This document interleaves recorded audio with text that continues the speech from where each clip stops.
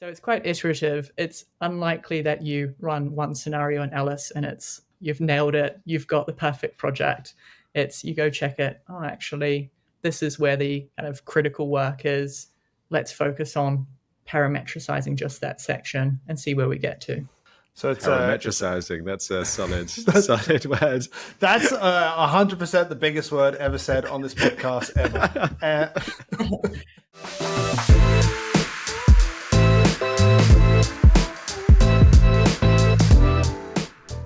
Welcome back to the Offsite Podcast. Carlos, how are you today, mate? Pretty good, thanks. How are you? I'm very good. I had a peek at your calendar earlier because I was looking for a slot to put a meeting in, and I noticed there was a block out the other night for football. And for anyone that knows you've got a sordid history with football, which is like as you go back to play and then you damage a knee, shoulder, hip, something. Are you back playing football in the evenings? Yeah, the last time I played was nearly a year ago, where I tore the socket off of my shoulder. Full surgery, long-term recovery. I played last night for the first time. My knees hurt and I feel old. I guess it's recovery.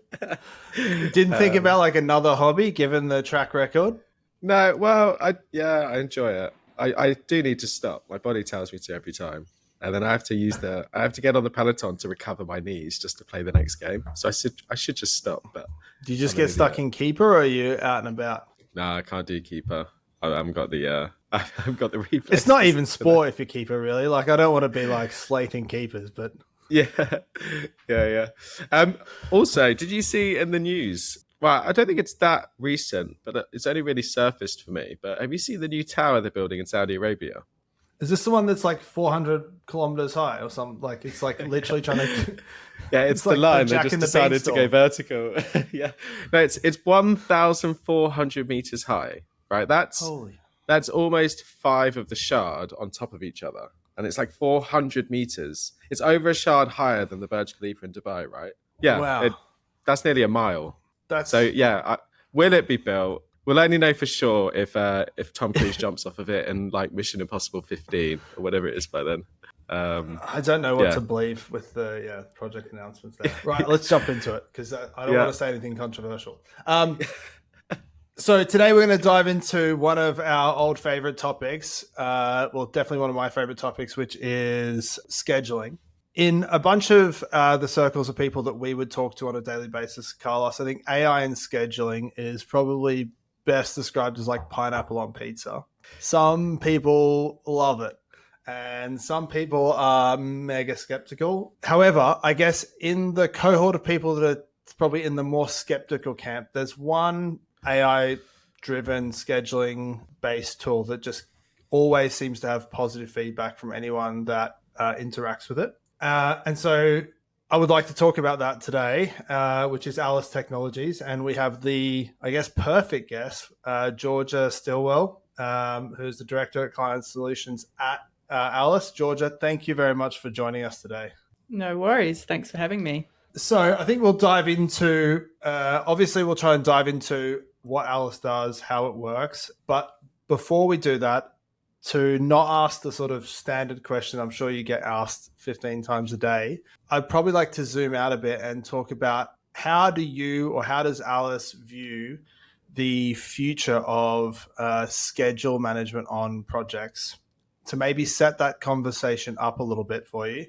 People kind of sit in two camps that we would interact with on a daily basis. Those that have a strong opinion. There's this cohort of people that think like the future is very top down, that the way that the project will operate in some distant future is that there's a schedule that's like being constantly optimized with AI or other methods, and that's really directly connected to what's going to happen on site, driving resources, allocating resources to things.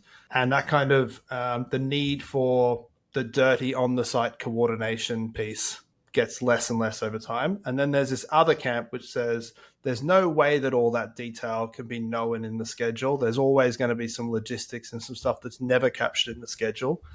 Really, the future is better tools for the people on site that need to deal with that unknown unknowns problem.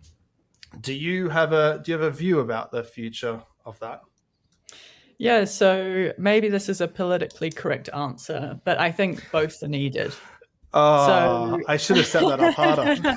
We want to hear the non-politically correct answer too.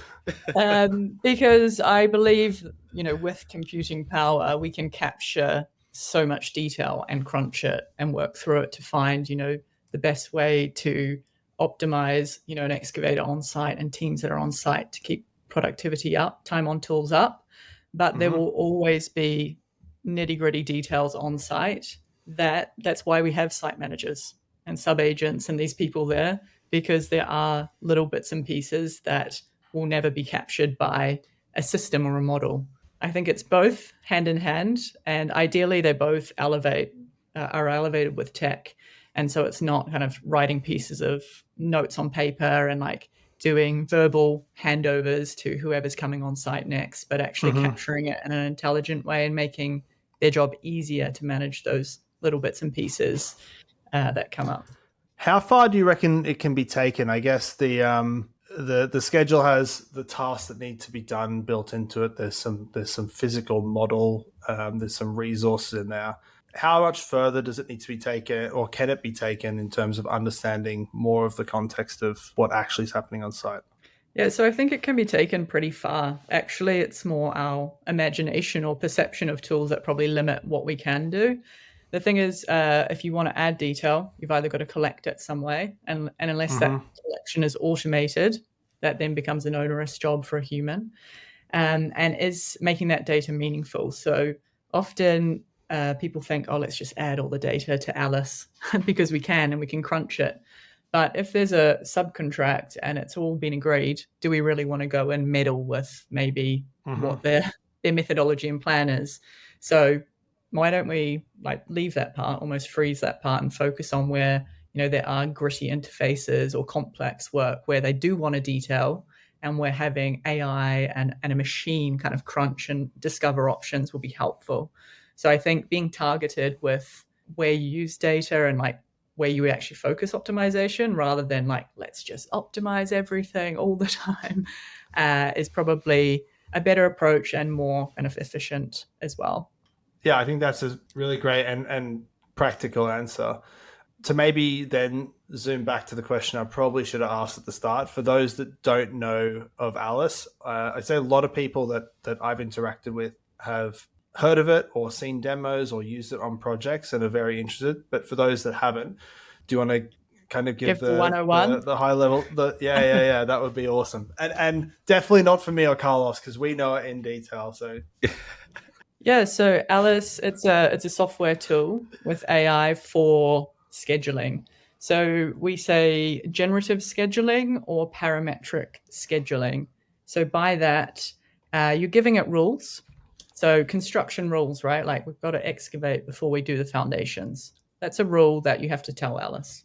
And then anything that isn't, a hard construction rule. So whether we start north to south, east to west, work in different areas, how many people, how much equipment, those things that are flexible, the AI will then explore those options. So literally run like a Rubik's Cube, all the different combinations of how your scope could be put together with those different variables, whether that's resources, equipment, material, actual sequencing, and coming up with many different schedules or plans. And so from that, you can pick whatever schedule is ideal for you. Because what we find today is with legacy tools, which I'm sure many of your listeners are familiar with, they're often so difficult to use that people only put together one plan. And then especially when you go on site and to build, that plan is so rigid and there's like a million links and it's like spaghetti that, you can't manage it. People go to other tools or they go to Excel and they do it another way because it's not agile. So with Alice, we're making many plans and also this kind of agility. So if something changes, you can then re-optimize from that new point in time, a little bit like a GPS. So you make a wrong turn. The GPS doesn't tell you to reverse. It then checks all the ways to get to your end destination and then gives you the fastest one. So that's what Alice is doing as well. There's a delay on site, maybe a late material delivery. And now we're looking at, with all those variables that were flexible in your project, which one should we dial up or down to still meet that end date? I think that will resonate with almost everyone listening. I think I think there's so many projects I've worked on in the past where you get to a certain point in the project and you're thinking, well, what if we did this? What if we changed the access sequence into this building? What if we did this before this thing? And then someone goes and asks a planner, and some of them are quicker than others, would probably be the polite way to say it. And then some days or weeks later, you get an answer back on one of those. You go, well, that's not it. What if we did this or this? And then you end up asking an engineer to go and maybe do it in a quick Microsoft project high level version of it or something like that. So that definitely resonates. Or in a slide, yeah. I'll try break it down into components and do kind of like a back of a fag packet assessment of if the scope rearranged would be here. But again, it's quite imprecise. It's difficult, and is it robust enough to actually execute? We've seen a bunch of our customers trying to do that using staging diagrams, kind of marking up, a slide deck using that, and they're like, we're trying to plan for the next 3.5 years in your short-term planning tool. Are you? What are you doing? So yeah, now we know who to refer them to. Animations on an NEA's like PowerPoint or something, and then like the excavator appears. I'm like, ooh. So in terms of actually, if we're using it on site, so you mentioned how we plug in the schedule, we apply some rules that could be like excavation before foundations, and then we're looking at various scenarios that come out the back end, which we then choose which one we'd like to potentially implement.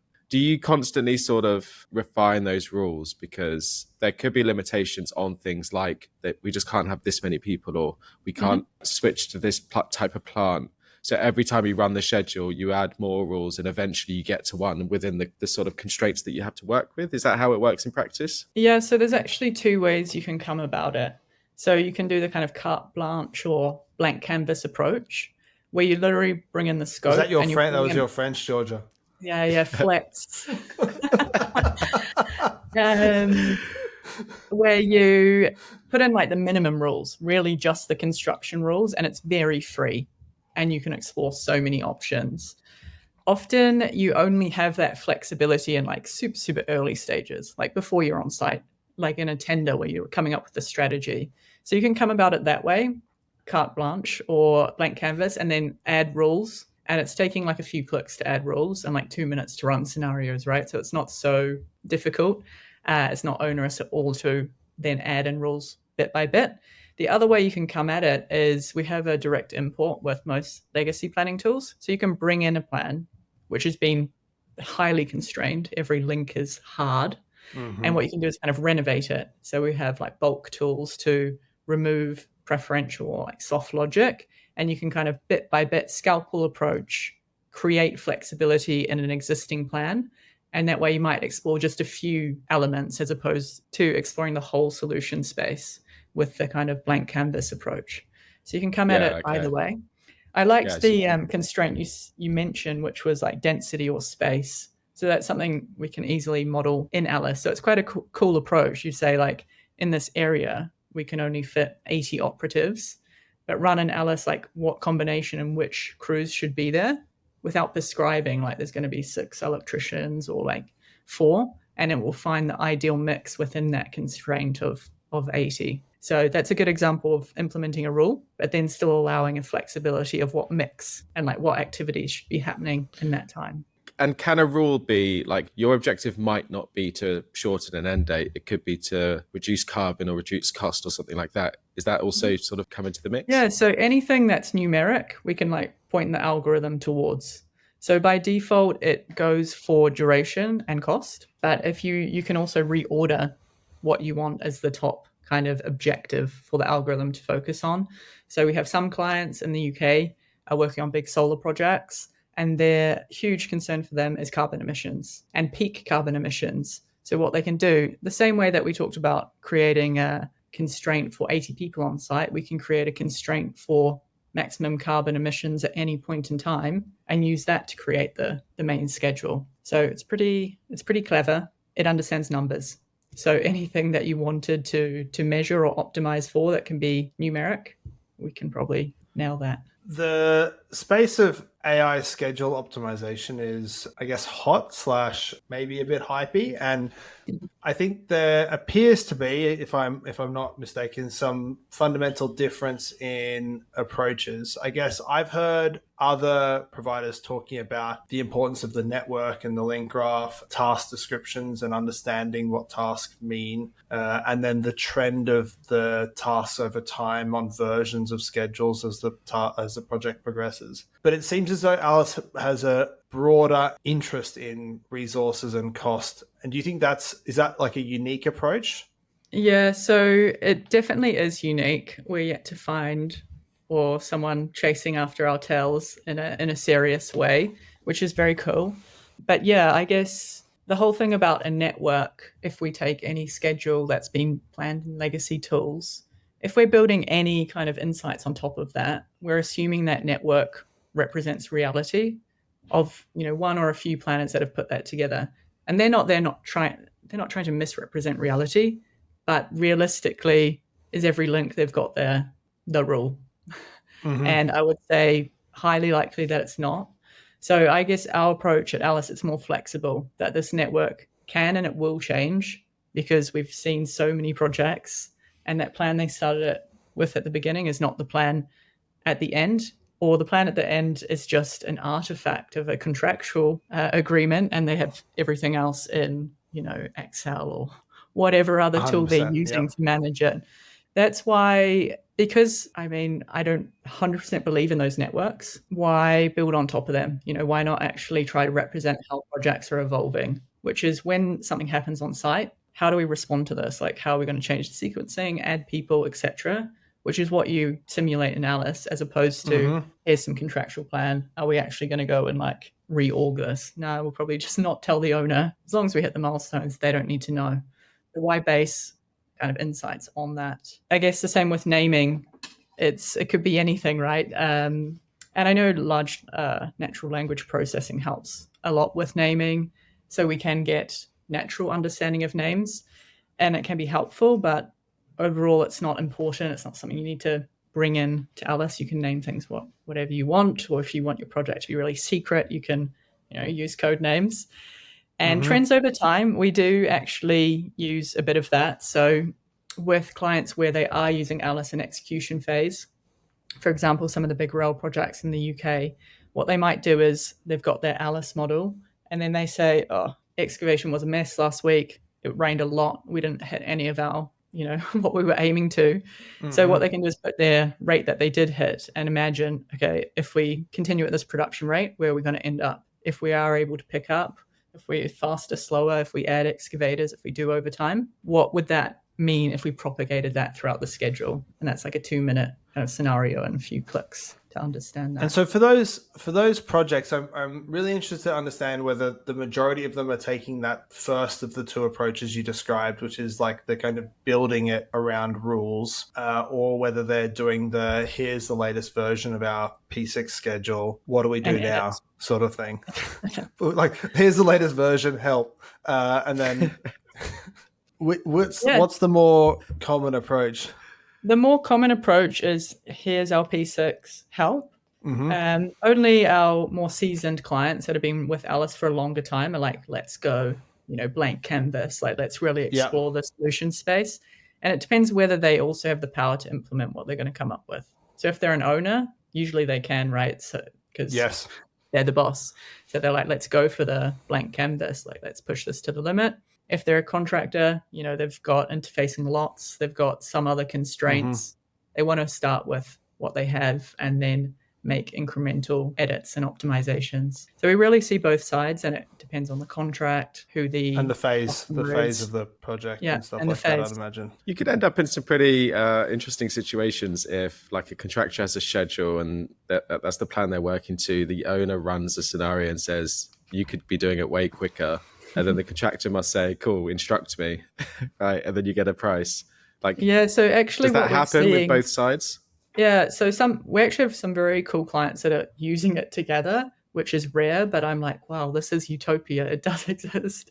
And then we have, people looking at their own interests, which is pretty common if you've bought the software for yourself. Often how we can help owners, for example, is an owner might have a change, like they were responsible for giving site access on a date and they can't for whatever reason. The planning consent takes 2 months longer. And then they tell the contractor and the contractor goes, oh, my people, my equipment is going to be sitting around for 2 months. This isn't, here's the 2 million kind of change request or variance, whatever you want to call it. And what the owner can do in Alice is say, okay, I'm going to implement this 2-month delay, but what else could they have done actually just with this new constraint? So it gives them a bit of a pushback as opposed to this information asymmetry of like, we're the contractor and this is what it is and you need to pay to, actually, did you think about doing this and that based on this change? I think it's an incredibly direct return on investment. Yeah. If you can get that change down from 2 million to something else, it's probably paid for Alice many times over. Yeah, that's really powerful. Going back to some of the constraints and this idea of almost like generating from rules. Mm-hmm. And you talked about how task names are not that important. Mm-hmm. How does it, if we're building a set of rules to generate this kind of scenario, how is it getting to an answer of like this should be 20 operatives? Or the question I'm trying to ask and struggling for words to get to is how does it? So good question. So if we think of a resource pool and gangs, that can either be something that's flexible or limited, right? Like we could fix a pool of, we have 20 electrical gangs, that's it. And so that then becomes a constraint that Alice will never have, 20 of those gangs working concurrently, or the maximum will be 20. If it's free and we just say we have electrical gangs, how is Alice coming up with that number? What Alice will do, it makes you can make every duration parametric. And so by that, I mean, if this is 100 hours of work, it's 100 hours of work. If there's one crew, if there's two, it's going to take half the amount of time. So what Alice is going to do is going to try it with 1, 2, 3, 4. It's going to go up and run it with all the different amounts, and the duration will flex. And it will then suggest the number of crews that will speed up the critical path the most as one of the solutions, as the fastest solution. What it won't do is add 20,000 electrical crews, because as soon as it finds that 8 is the optimum, and if you add 9, the subsequent works is what's driving it, not electrical works, it will never add that 9th crew, because by default, the algorithm looks for duration and then cost. So I don't want to add more costs, so no point in adding extra beyond 8 electrical crews. So then it will come to 8. How is that rule being defined? Like that's all built on top of that rule that you talked about right at the start, which is if it's 1 crew, it'll be this long, 2 crews, this long, 3. Is the algorithm helping define that, or is that one of the rules that you kind of have to bake in at the start? Yeah, so it's a rule you can bake in at the start. So it might not be the case that adding more crews speeds up this work, Like if we were renovating a room and we start to put too many people, too many painters in there, actually that productivity doesn't get multiplied. The task durations you actually can state as a formula. So instead of having a number, it's like the quantity divided by a production rate, divided by the number of crews, or maybe it's not linear, and you can just bake that into the formula as you would in any kind of mathematical formula, and it will calculate as you change those variables. The accuracy of the outputs or scenarios seems to be so hinged on production rates. Do you produce the production rates, or are they taken from P6, or does the contractor control them? Because it seems like such a big variable that if the production rate's out, the scenarios could be wildly wrong. Or so this isn't reading from a big database and suggesting a production rate. It's up to the team using it to define those rates or create a library or bring in their library. And it's then more of a walled garden. So they play with their own rates, tweak it as they want, push it up, push it down, 5%, 10%. And see the impacts. But yeah, it is dependent on the rules you give it. And the humans are defining the rules, and humans can make mistakes, right? Which is also why the human then needs to review the output and go like, yeah, I believe this. Because often in reviewing it, you're like, oh, I am building the foundation before I'm excavating. I forgot to put in that constraint. And then you go back. So it's quite iterative. It's unlikely that you run one scenario in Alice and you've nailed it. You've got the perfect project. It's you go check it. Oh, actually, this is where the kind of critical work is. Let's focus on parametricizing just that section and see where we get to. So it's parametricizing. That's a solid word. That's 100% the biggest word ever said on this podcast ever. Once you learn German, Jason, you'll have longer words. Yeah. I think so. It's like AI for construction scheduling without the black box. I like that. Thank you. But yeah, there is definitely it doesn't replace humans. Actually, we could automate more of the product, but we think that will make it more black boxy. There is this degree of, I want to have control of some of these inputs and some of these rules, and I want to review the outputs. I don't just want one output that the AI has picked for me because I haven't trust the process. So it's like kind of being given a piece of black box is when you're given a piece of cake, maybe you're gluten free and you're like, oh, I don't know. But this one, you've seen the ingredients that went in, and you're like, I know that is cinnamon and whatever. It's like the old school. Or a non-sport analogy for you guys. We touched on it earlier, and I'll probably get bad feedback from planners for assuming this, but I'm sure you could go away and spend a week on a what-if scenario, right, in P6 just to see the outcome of an assumption or a change in method. I guess you're getting 200 answers in a click, and then you can make your own decision based on that rule set. So and actually we try not to give too many answers in a click. So the second part of the algorithm is optimizing on itself. So whenever it produces its first solution, it's then trying to beat that solution, and it will only show kind of the top 6, and it'll truncate the rest. So you don't have to just, mine through everything. And all the solutions are shown on this space of cost and time. So you can quickly go this one's faster, this one's more expensive. And just this week, we released the feature to change those axes as well. So if instead you wanted to look at crew utilization, kind of productivity, time on tools versus time or cost, if those metrics are more important, you can flick between them. So you might have a bunch of scenarios, but quite visually straight away, you can tell we're aiming for this corner. Let's pick the one in the cheap, fast corner or high productivity, fast corner, for example. Georgia, there's a chap I met with on a project a number of months ago, and he used this. He described that in his world, there are 2 types of projects. There are production-based projects where they're doing a lot of things repeatedly, and the game is about quicker cycles, better production rates. And then there are planning-based projects where everything's a little bit unique. You're doing one thing and then something almost totally different next to it. Given that the underlying rule set is very production-based in what we've described so far, is there a certain type of project that's better suited to Alice?